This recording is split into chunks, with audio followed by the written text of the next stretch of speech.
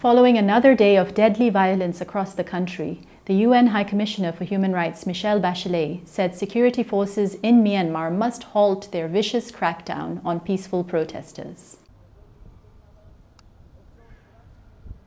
Myanmar's military must stop murdering and jailing protesters.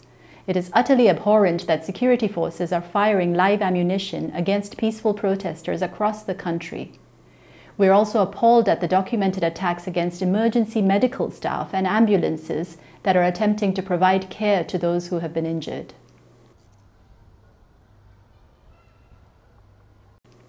The UN Human Rights Office has corroborated information that at least 54 people have been killed by police and military officers since the 1st of February coup. The actual death toll, however, could be much higher, as these are the figures the office has been able to verify.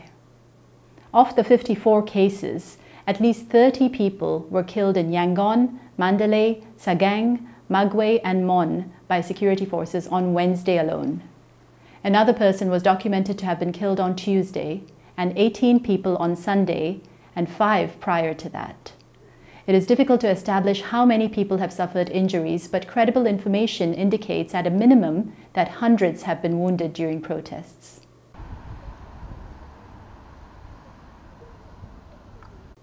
Since the 1st of February, over 1,700 people have been arbitrarily detained and arrested.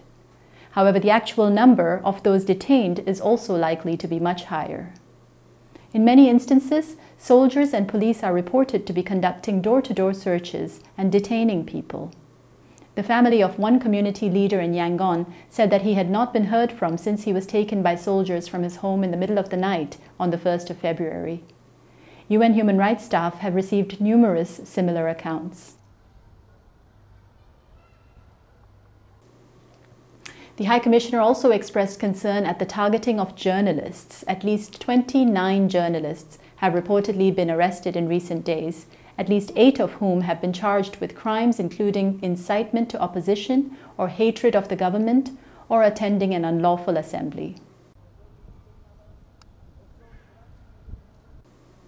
The High Commissioner urges all those with information and influence, including Myanmar officials who are now joining the civil disobedience movement, to support international efforts to hold military leaders accountable for the serious human rights violations that have been committed, both now and in the past. This is the moment to turn the tables towards justice and to end the military stranglehold over democracy in Myanmar.